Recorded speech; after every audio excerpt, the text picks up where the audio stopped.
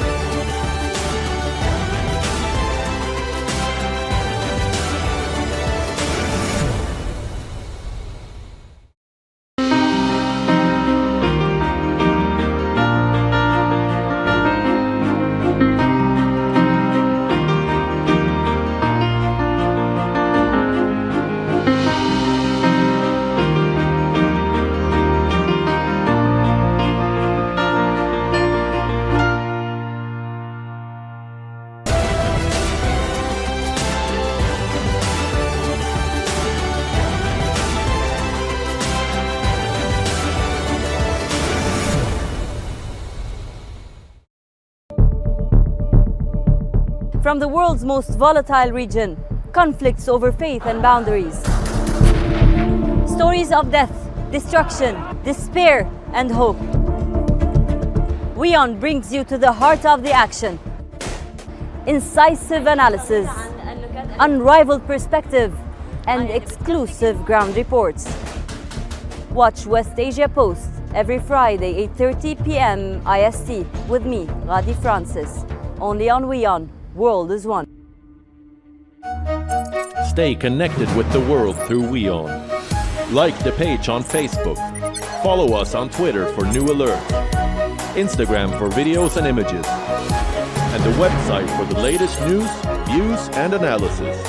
WIOnews.com. World is One.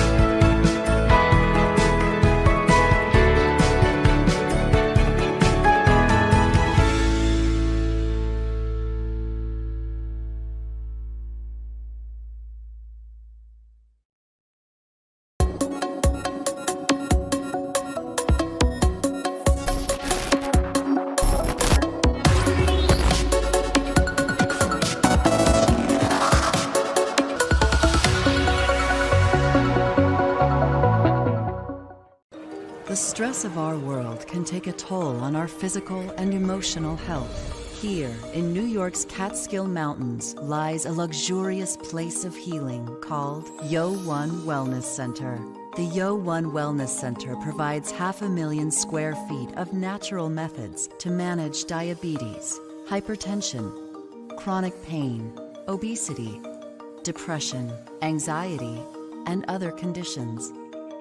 We use the traditions of centuries-old natural science from India, yoga, Ayurveda, acupuncture, and naturopathy in personalized programs that help you take charge of your own health. A minimum 5-day stay is recommended for best results. Book now at yo1.com.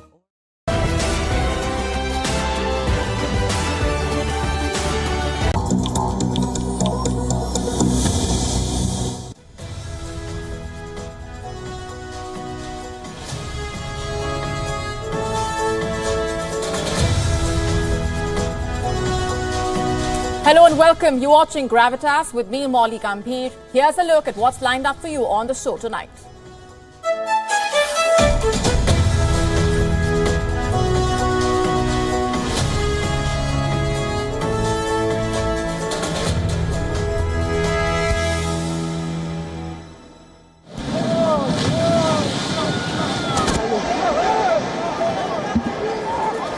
Evet şu an gazda. Evet, yan tarafında. Şöyle görüyorsunuz. Deprem oluyor gene.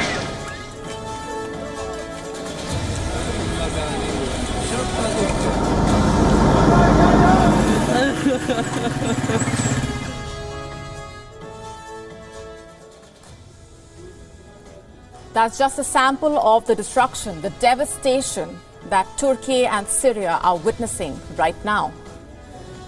Last night, we pieced together for you the latest coming in from these two countries after 3 massive earthquakes jolted them. And tonight, we are taking a step back and looking at the bigger picture. Harrowing stories are emerging from on the ground about those who survived, about those who did not. What does this earthquake mean for Turkey, its economy? Could this earthquake's devastation have been avoided? Could lives have been saved? Is shoddy construction the real villain of this story? We discuss. Also on the show for you tonight, we tell you how and why China has separated 1 million Tibetan children from their families. The China spy balloon saga is only turning murkier, the contradictions in the statements of US and China even more glaring. We get you the lowdown. Australia has approved the legal use of MDMA or ecstasy and a compound that's found in magic mushrooms. We tell you why. Which came first, the chicken or the egg? Do we finally have the answer?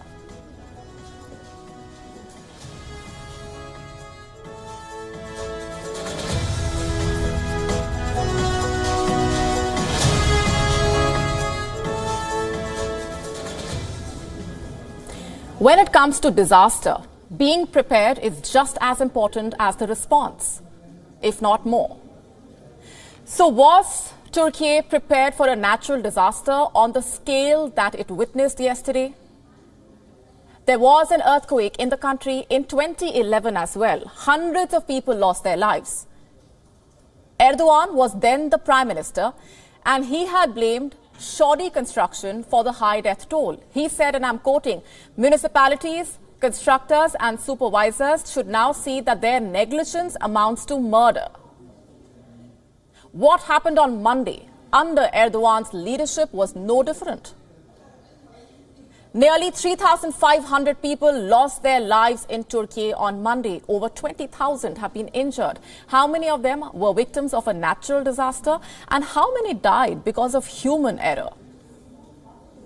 Turkey is mourning this terrible tragedy. And our heart goes out to the victims and their families, what they are going through at this point. But this is a question that we must ask tonight, because we cannot let emotions cloud accountability after all. In the last 24 hours, we have seen buildings collapse and tumble in Turkey. Airports have been destroyed, highways have been split open, gas pipelines have burst into flames. Is nature at fault in every case? It's not. There is no doubt the earthquakes that rocked Turkey were massive. 7.8 is no joke, and this was followed by more tremors. But can a 7.8 magnitude earthquake raze entire neighborhoods? Over 3,000 buildings became heaps of rubble. Was this also because the construction was flawed and flimsy? I fully understand that you cannot expect construction on the fault lines to withstand a mega earthquake, let alone 3 massive earthquakes. But what you can expect is for the government to prepare the buildings for heavy tremors, because these geological fault lines are known. Did the Turkish government compel the builders to take the necessary precautions, which are, to take one example, compulsory in Japan? Or did it fail in its duty? Let's just go back in history. In 1999, Turkey was hit by a massive earthquake. Some 17,000 people died. An audit concluded that buildings had come crumbling down because the contractors used cheap materials. Also, the government had loose building codes and there was zero nationwide response strategy. That was 1999. Cut to February 2023. 3 massive earthquakes hit Turkey within 24 hours. And this time as well, buildings fall like a Jenga block. This time as well, neighborhoods completely disappear from the map. Basically, nothing changed in these 24 years. No steps were taken to ensure the people's basic safety. I'll tell you what's deplorable. The Turkish President Recep Tayyip Erdogan's party, the AKP or Justice and Development Party, actually rose to power on the tide of anger that followed the 1999 earthquake. The AKP had promised change, safety, reform. The voters believed this promise. The AKP was elected to office 3 years after that earthquake. But did the party live up to that promise? If it had, this child would not have had to be pulled out of the rubble.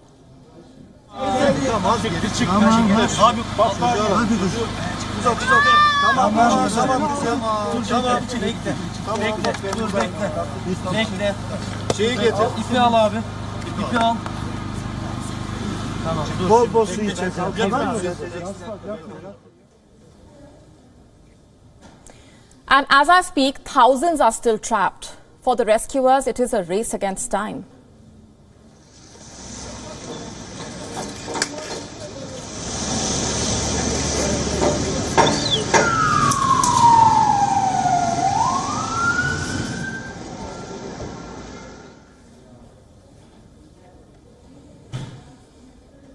Meet Hulusi Ibrahim. When the first earthquake struck, Hulusi thought doomsday had arrived. And before he could realize, the building collapsed on him. Hulusi found himself trapped under the rubble.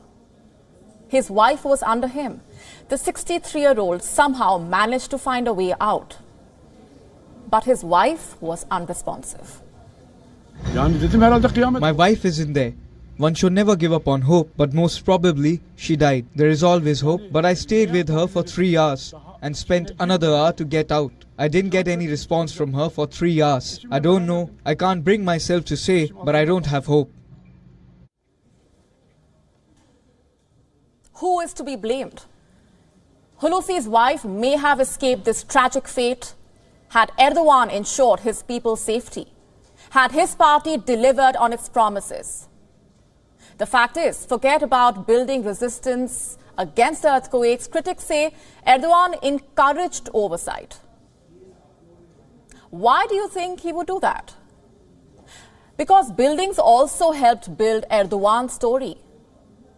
That he had changed Turkey's skyline, built homes for the people. He had created a more developed country, a more European Turkey, a Turkey that was capable of leading the Muslim world.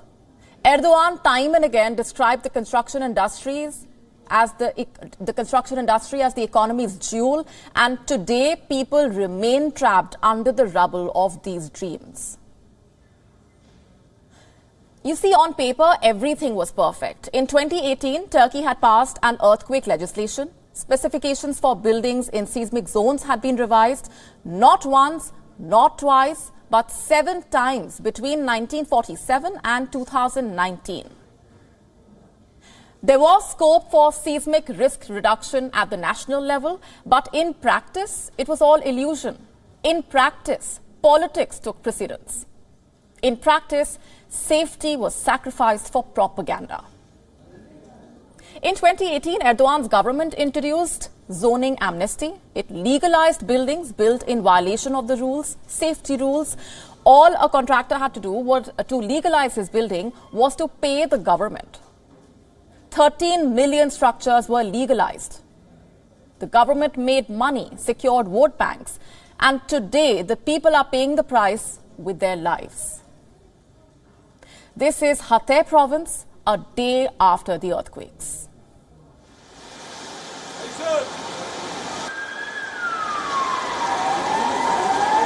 Kızların üstünden gel.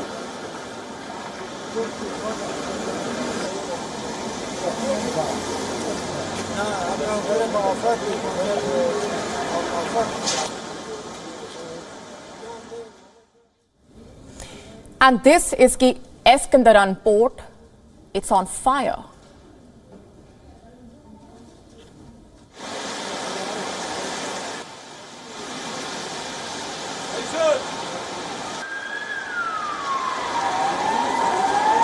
Kızların üstünden.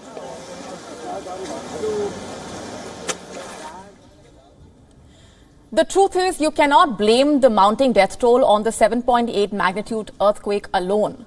Not even on the two earthquakes that followed, or the 146 plus aftershocks. There is more to the tragedy than meets the eye. The earthquakes cracked open the Pandora's box. They have exposed the government's failure to implement building codes, safety standards. The tremors have given ammo to the critics, those who like to shine light on the unprecedented levels of corruption under Erdogan. And where does this leave the country's politics? What happens to the parliamentary and the presidential elections? They are scheduled for the 14th of May. Will the country still go ahead with the polls? In case it does, what will be the outcome? Could Erdogan find himself out of office? Even before the first tremors were felt, voters were already unhappy with their leader. Because Turkey is battling an economic crunch, and that's the worst since Erdogan's party took charge following the 1999 earthquake. Year-on-year inflation is up 80%, and the Turkish lira has fallen by 30% against the dollar. Now, Monday's earthquakes hit the country's poorest and least developed areas. It affected people who were already struggling to make their ends meet.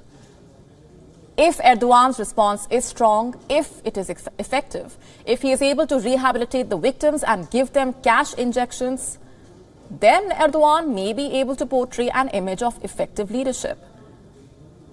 The president has wasted no time in announcing a state of emergency.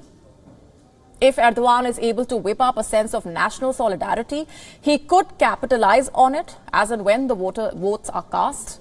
And if not, the voters could be unsparing. The 1999 earthquake led to the AKP's rise.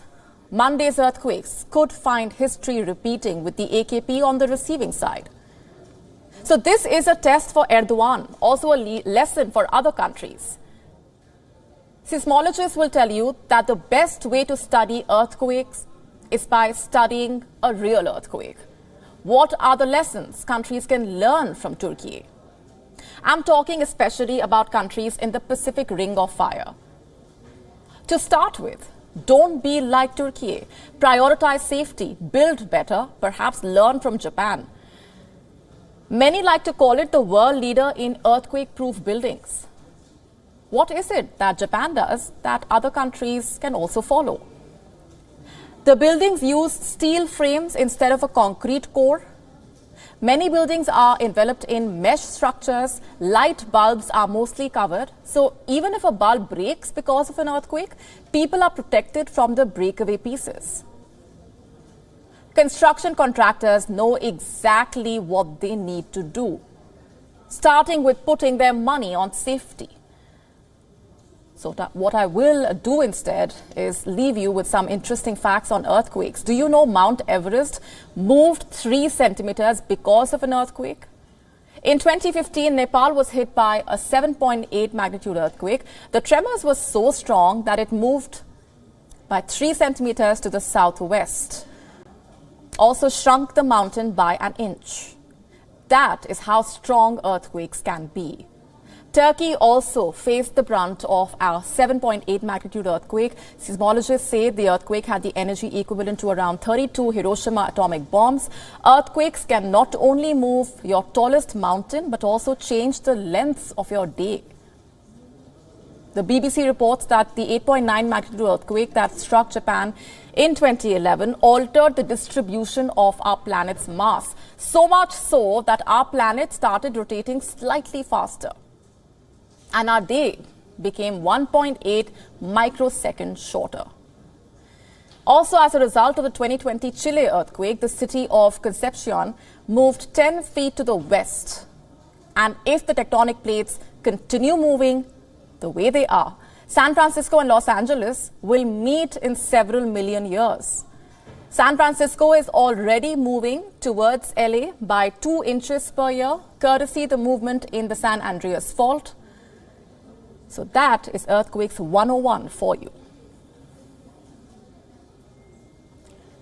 Our next story comes from China. It has created new laboratories of repression, new re-education camps to assimilate ethnic minorities. And no, this time these camps are not located in Xinjiang. They are being run in Tibet, a region spread over a quarter of China, once known as the Forbidden Land. It was concealed behind the Himalayas, unseen, unvisited, completely shrouded in mystery. It was out of bounds, even for Western colonizers. The region had a unique identity, a unique language, a unique culture, and a unique way of life. But today, all of this is slowly disappearing, courtesy Xi Jinping and his officials. They have hammered Tibet's unique identity, altered Tibetan Buddhism, killed countless monks, attacked countless monasteries, and pushed endless propaganda. And we have reported on it several times on this show. But China's atrocities just keep getting worse. Look at this report. The United Nations released this on Monday. It says that after targeting grown-ups in Tibet, China has gone after Tibetan children. It is separating them from their families and forcing them to assimilate into the dominant Han culture. Assimilating them, how exactly? Through re-education schools. Let me break down for you the report's findings. To start with, roughly 1 million Tibetan minority children in China have been separated from their families. 1 million. These children have been sent to re-education schools where they are brainwashed. Once there, these children have to take a compulsory course in the Mandarin language. In fact, the entire educational content and environment is built around the Han culture. The textbooks almost solely reflect the lived experience of the Han students only, and there is no substantive study of Tibetan language, history, or culture. Basically, China is catching them young, enrolling children at re-education camps and brainwashing them about their identity. Here's what the UN report states, let me quote, Tibetan children are losing their facility with their native language and the ability to communicate easily with their parents and grandparents in the Tibetan language, which contributes to their assimilation and erosion of their identity. And by the way, sending children to such schools is just a way of eroding their identity. The other is destroying monasteries and academies located in Tibet. Take this report, for instance. It's from 2022. This is when China destroyed a revered Tibetan statue in Sichuan. What's worse, Chinese authorities forced monks from local monasteries to watch the demolition. And this was not an isolated incident. In December 2021, China destroyed a 99-foot-tall statue of Buddha. The place also housed a Buddhist academy. China removed its prayer wheels, burned down the flags, and forced the Tibetans to watch all of this. And besides targeting their places of worship, China is also targeting Tibetans' prospects of growth. You see, China has cut off Tibet from the world outside. It doesn't allow Tibetans to travel abroad. Many of them don't even have passports. Getting a passport is harder for a Tibetan than getting into heaven. These are not my words. This is what Human Rights Watch reported in 2015. China has also sent thousands of Han Chinese into the region to erase the Tibetan way of life. How exactly? By making them marry local Tibetan women. That's right. China is promoting inter-community marriages in Tibet. It says it's doing so to promote unity. But we all know what its real intentions are. China has also rolled convenience police stations. What are these now? They are police stations installed at street corners. They encourage the community-based policing. In 2011, there were 2,500 such police positions all over China. More than 400 of them were in Lhasa, the traditional capital of Tibet. And lastly, China has cut off any international support for the Free Tibet movement. China goes after anyone who speaks about it. It doesn't matter who they are. For example, Lady Gaga. In 2016, she met with the Dalai Lama in Indianapolis. How exactly did China respond to that? It banned Lady Gaga. The singer was added to a list of hostile foreign forces. Let me just repeat that so it registers. China labeled Lady Gaga a hostile foreign force. We bet they haven't heard Bad Romance. And since we're discussing China's re-education schools and labor camps, you must also know what China did with The Simpsons recently. You know, the animated American sitcom. China censored it in Hong Kong for mentioning labor camps in one of its episodes. And this only tells you the kind of paranoia that prevails in China, where the state gets threatened even by a cartoon. In any case, if China can censor The Simpsons, one can only imagine the kind of censorship that is currently at play in regions like Xinjiang and Tibet. Two regions that operate like a prison. And let's now turn to Thailand, a country often called the land of smiles. Turns out China has snatched the smiles of many people in Thailand's capital, Bangkok. How exactly? What am I talking about? I'll start with this report. It was released on the 4th of February, and it raises a very pertinent question. Are Thailand's weak laws turning Bangkok heritage area into a Chinatown? And this is a question many local businessmen are asking. Why? Due to the growing presence of illegal Chinese shops in Bangkok. And what's worse, some of these shops are being run by Chinese living on tourist visas. I am not making this up. Have a look at this headline. It's from the 24th of January. This is when the Bangkok police raided a Chinese restaurant. They had discovered that the restaurant was operating illegally, which it was.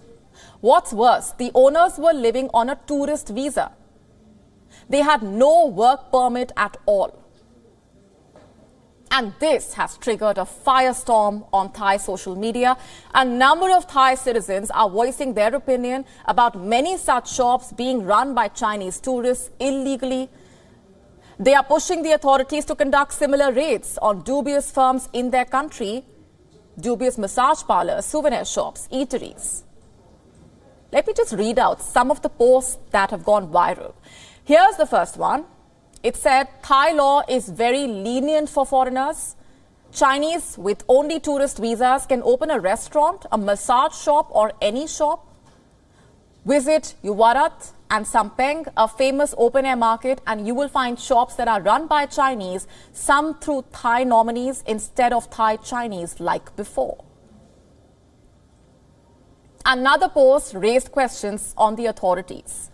It said, and I'm quoting, Thai people cannot be quiet. Thai Chinese are Thai, but we cannot let Chinese from the mainland come to take advantage of us. Super weak Thai laws and bureaucrats. In Thailand, everything is really for sale. Interestingly, this outrage is not just aimed at illegal shops, it's also aimed at the corruption by the Chinese gangsters that's being fueled by these gangsters. Super rich criminals who run drug syndicates in the country. In the month of October, one such syndicate got busted. The spoils of crime included private jets, supercars, palatial mansions. And at the center of this scandal was this man who goes by the name of Tu Hao. He is a crime boss in Bangkok, a godfather of sorts. He supplied narcotics, operated illegal pubs, and facilitated the illegal entry of several Chinese nationals. This happened last year. And this year, Chinese businesses are being raided And the issue is simmering because Thailand is looking to deepen its dependence on China. In fact, in January, it was one of the few countries to open its doors to Chinese tourists. Do you know how many of them are going to visit? According to one survey, over 4.6 million Chinese nationals will visit Thailand in 2023. 4.6 million. And that's a huge number. These tourists will naturally spend a fortune in the country. From sightseeing to shopping to partying, they will bring some much needed relief to the Thai tourism sector. But how many of these tourists will also bring crime along? How many of them are going to make illegal investments? These are questions the people of Bangkok have started asking.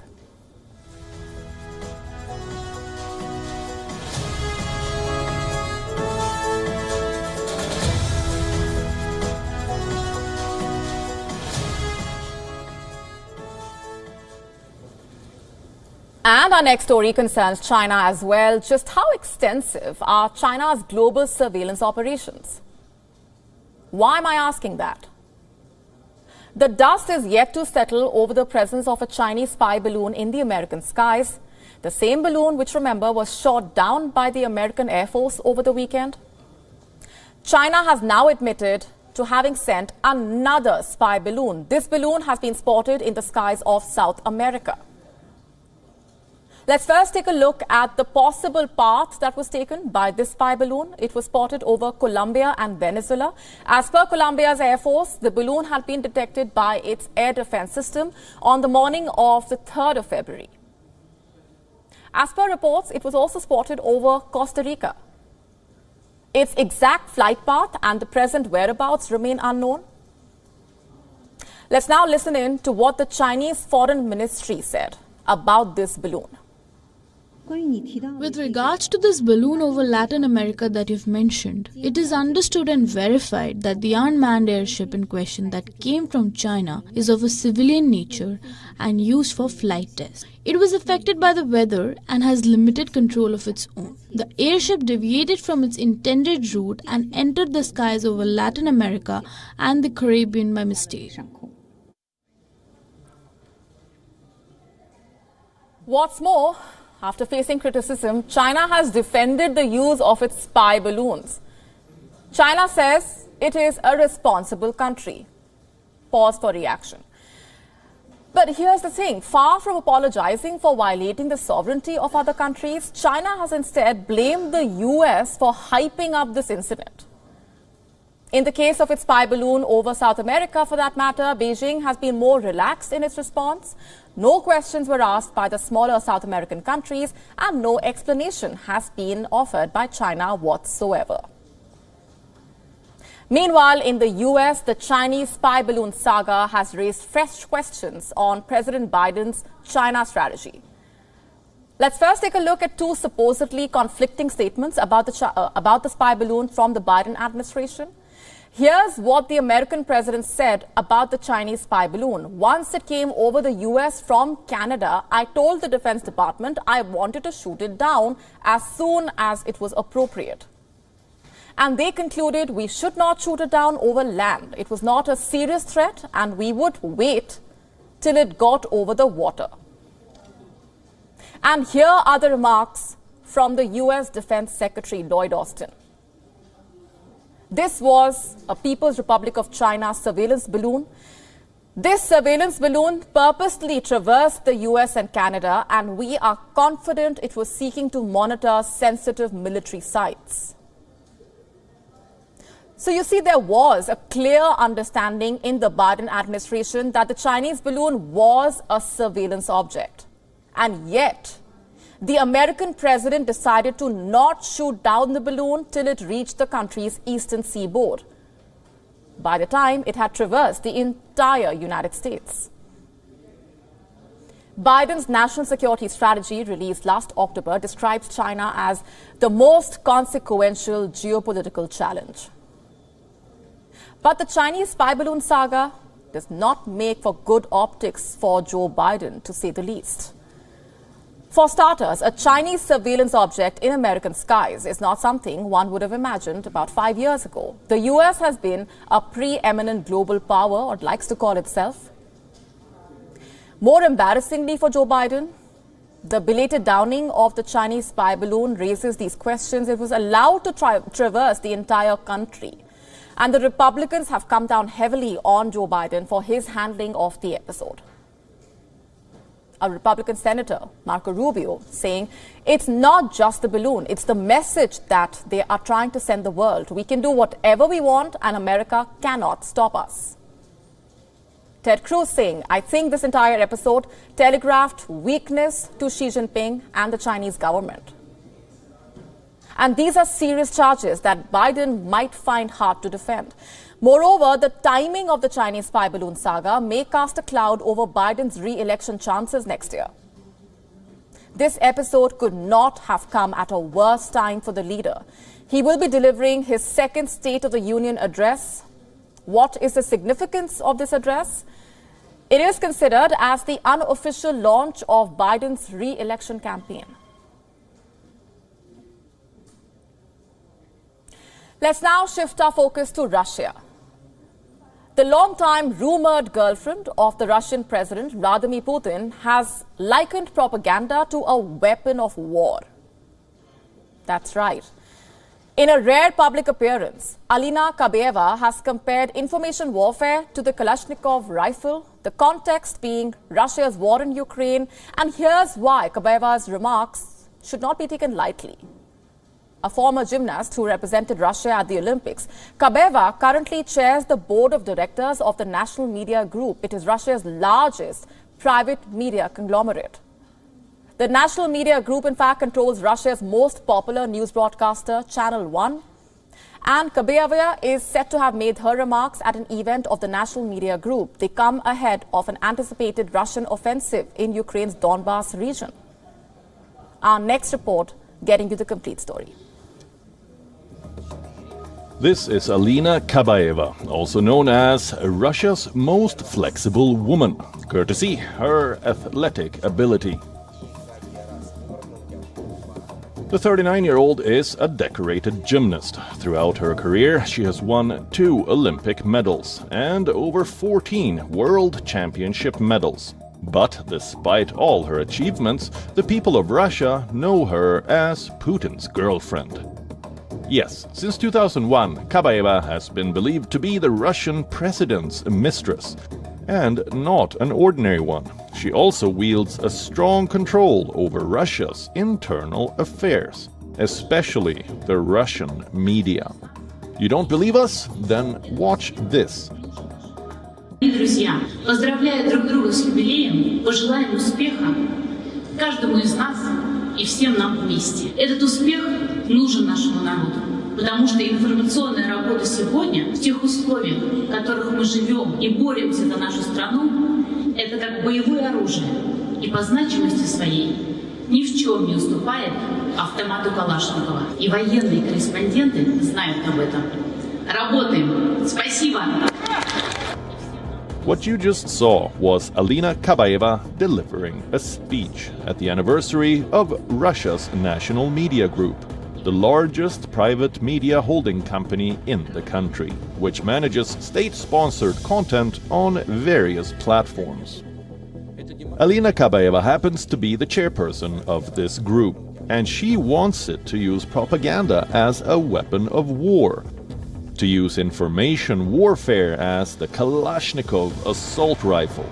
This depicts how Russia is leaving no stones unturned in its bid to sway public opinion in favor of its invasion of Ukraine. Some questions pop up in mind as one studies Kabayeva's remarks. Questions like, is the popular support for the Ukraine invasion within Russia declining? We know that the war hasn't exactly gone the way as Kremlin had originally planned. Almost a year into the invasion, Russia still seems to be hard-pressed to achieve its original military goals. And the costs for Russia have been massive, to say the least. Over 200,000 Russian troops and irregulars are said to have been killed in Ukraine since last February. The forced conscription of Russian youth to fight at the battlefield in Ukraine hasn't been really popular. So what does Russia do? It turns every resource at its disposal to prop up domestic ratings. This is where the use of propaganda comes in. Here are some instances of Russia having deployed propaganda to further its war efforts in Ukraine. Moscow claims that the US has funded biowarfare labs in Ukraine. Moscow also says that Zelensky is a Nazi. Moscow has consistently maintained that Russian troops have been sent to Ukraine to liberate the Ukrainians. As Russia gears up for a spring offensive in the coming days and the Russia-Ukraine war inches closer to the one-year mark, one can expect more propaganda from both sides. Bureau Report, WION, World is One.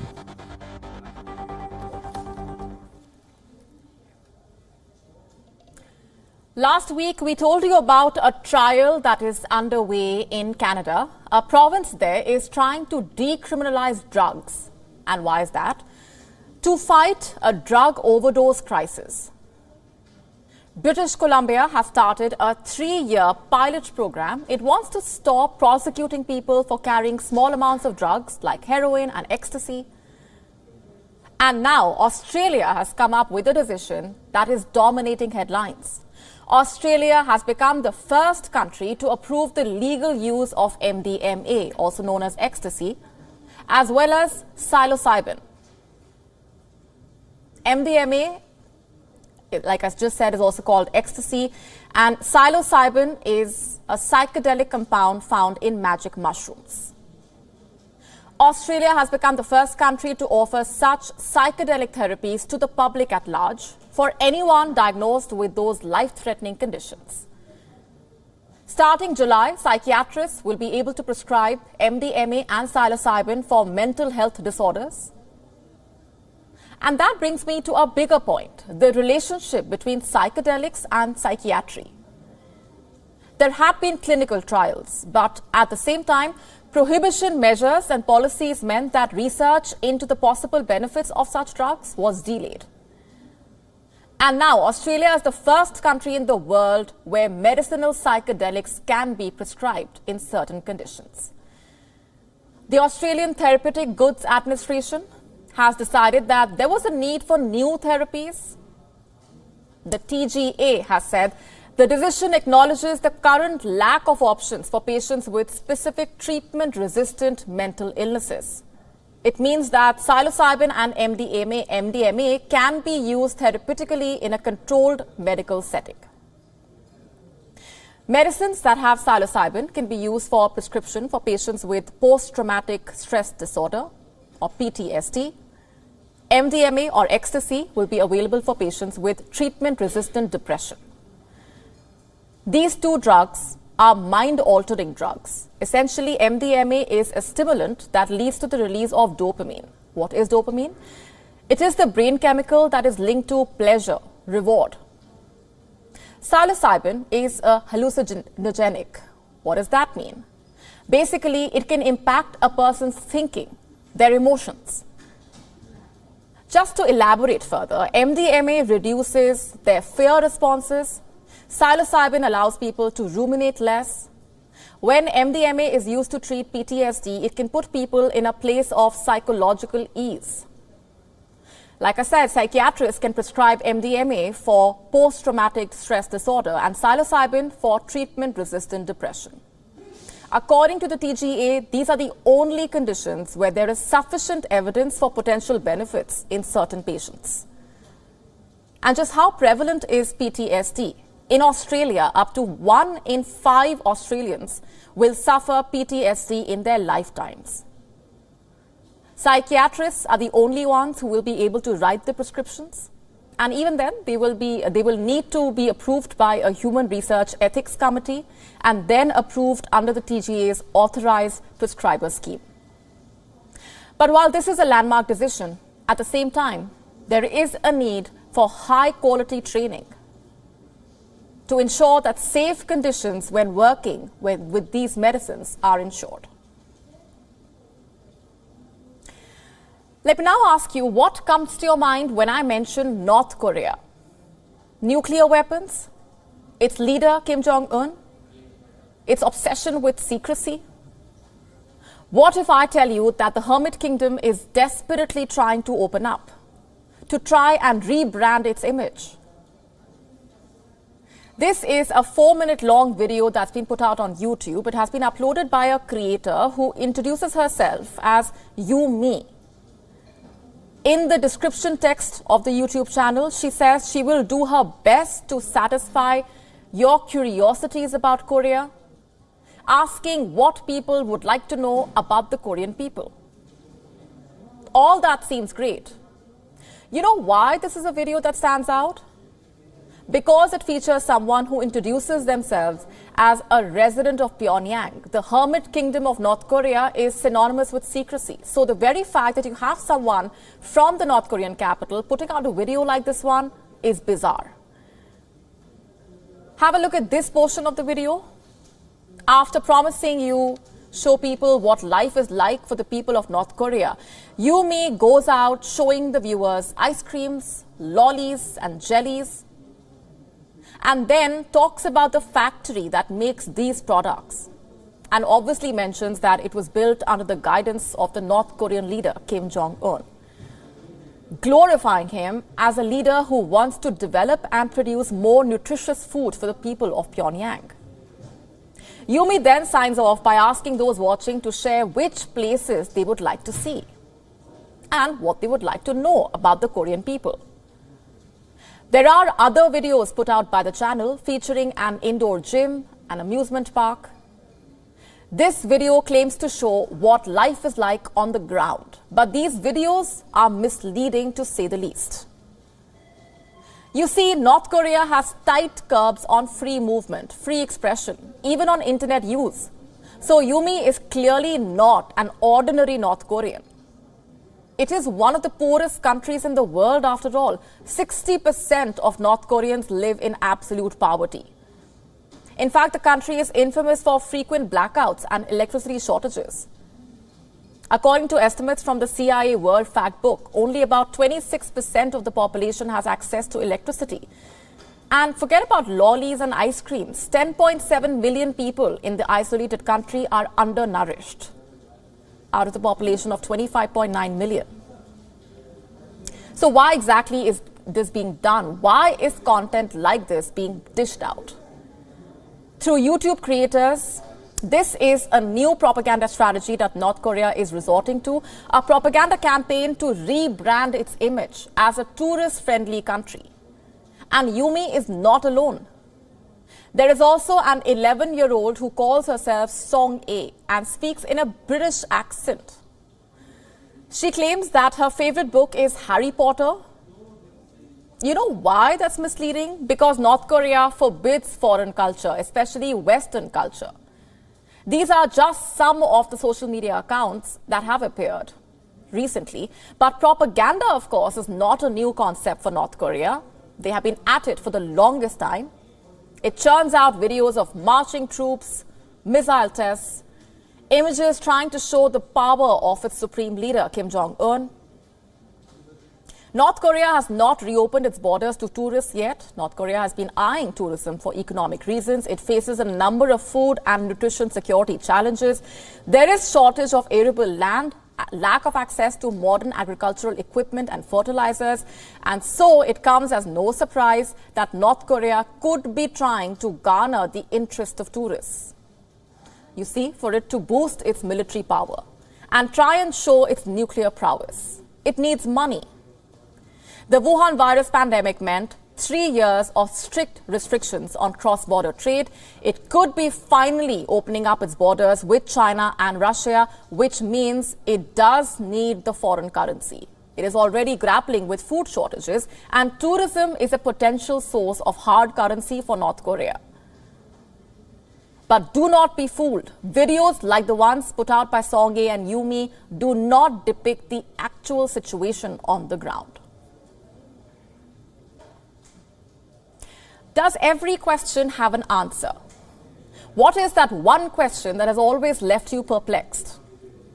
I'm not talking about a complex math equation. I am talking about a mystery that has haunted us forever. It is a riddle to some. It can also be used as a comeback, when you want to put the other person in a spot.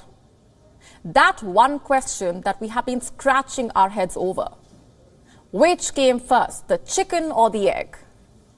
If the chicken came first, how did that happen without an egg? If an egg arrived first, how could that happen without a chicken? It's like running around in circles. An age-old mystery. As far as birds and eggs are concerned, it looks somewhat like this. The journal Current Biology contains research which tells us that true birds became a part of the fossil record only around 165 million to 150 million years ago. And what about eggs? According to the University of Texas at Austin's Biodiversity Center, the first shelled eggs evolved a long time before that. So eggs were around before chickens.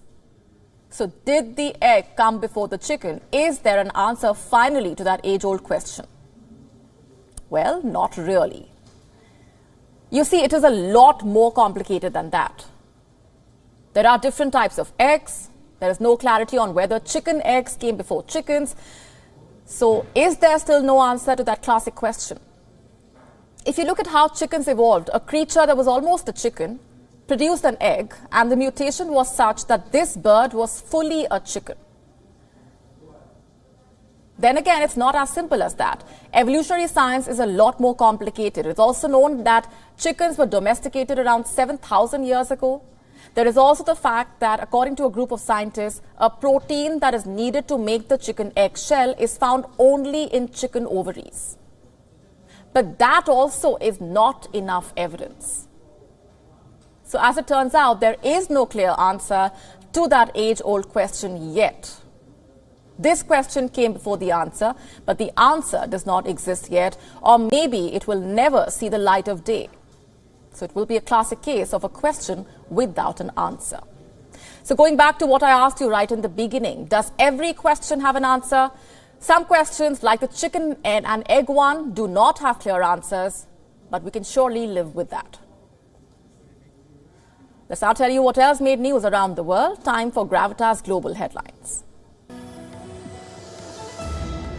The Russian defense minister claims that Moscow's forces were progressing with success near the eastern Ukrainian towns of Bakhmut and Vuhledar, warning the West against ramping up arms supplies to Kiev. Public transport, schools and refinery supplies have been disrupted in France as trade unions led a third wave of nationwide strikes against President Emmanuel Macron's plans to make the French work longer before retirement. British Prime Minister Rishi Sunak announces a mini reshuffle of ministers, names Greg Hands as the new Conservative Party chairman, replacing Nadeem Zahawi, who was sacked by the Prime Minister just over a week ago. According to reports, at least 36 people have died in landslides in Peru's southern Arequipa. In the locality of Sicocha, the roads were covered with rubble as several houses were buried under the dirt. Over 1,000 families have been impacted by the landslides in this region. The UK presses on with work on a possible digital pound that could be in use by the second half of this decade and help prevent the fragmentation of an electronic cash system dominated by tech or banking giants. The Kosovo police have stepped up patrols by rapid response units following ethnic tensions last December, when local Serbs blocked all roads in the northern part of the country for 3 weeks to protest against the arrest of a former Serbian police officer. Around 600 Serbian police officers also quit their jobs during the protest. As Pyongyang prepares to celebrate the military anniversary of the founding day of its armed forces, Kim Jong-un has stated that North Korea will expand its military drills and increase the country's war readiness. The Bank of Australia hikes its interest rate by 25 basis points to 3.35%. The benchmark rate has been hiked for a 9th consecutive time in the last few months. 2016 Olympic champion and former world number 1 Justin Rose ended a 4-year winless streak on the PGA Tour. Rose won by 3 shots to claim his 11th victory on the PGA Tour and an invitation to the Masters in April. Los Angeles Lakers star LeBron James is on the brink of becoming the NBA's all-time leading scorer. Fans want to be a part of the historic night, and tickets for Lakers' 2 home games this week are being sold for almost $68,000. On that note, it's a wrap on this edition of Gravitas Tonight. We're leaving you with Gravitas images. Thanks very much for watching.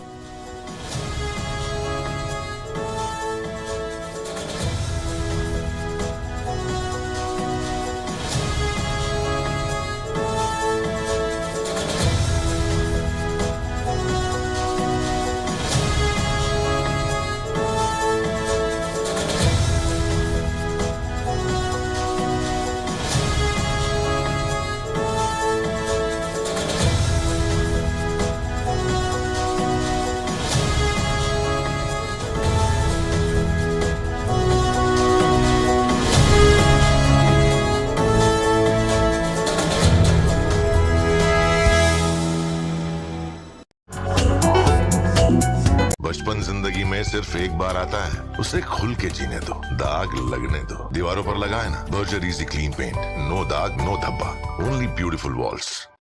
जो मैला ना हो रंगों में, वो क्या बचपन है।